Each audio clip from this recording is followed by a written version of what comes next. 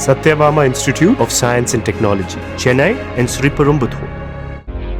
Reels மோகத்தால் ஓடும் ரயில் படிக்கட்டில் நின்று நடனமாடி வீடியோ எடுத்து சமூக வலைத்தளங்களில் பதிவிட்ட இளம் பெண்ணிற்கு கண்டனங்கள் குவிந்து வருகின்றன.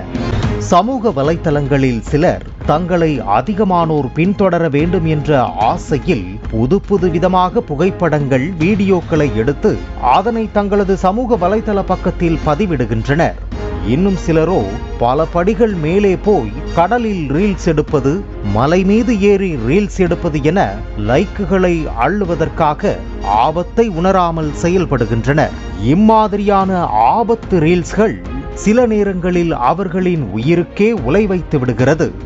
இது குறித்து பலமுறை காவல்துறையினர் எச்சரிக்கை விடுத்தும் ரீல்ஸ் மேக்கர்ஸ் திருந்துவதா இல்லை. தற்போது அதே போன்று ஒரு சம்பவம் கன்னியாகுமரியில் நடந்துள்ளது.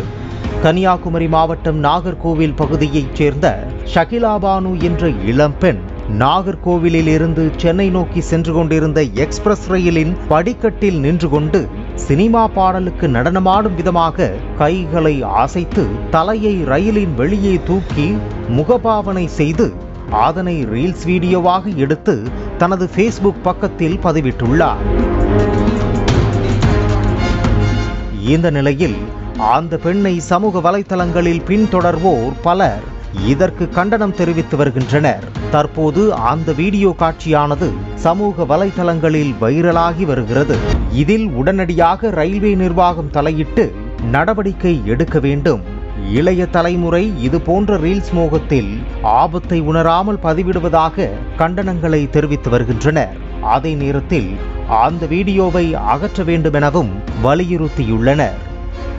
உற்சாகம் என்ற பெயரில் உயிருக்கு ஆபத்தை விளைவிக்கும் செயல்களில் ஈடுபடுவதை நிறுத்திக் கொள்ள வேண்டும் என்பதே பலரின் கருத்தாக உள்ளது.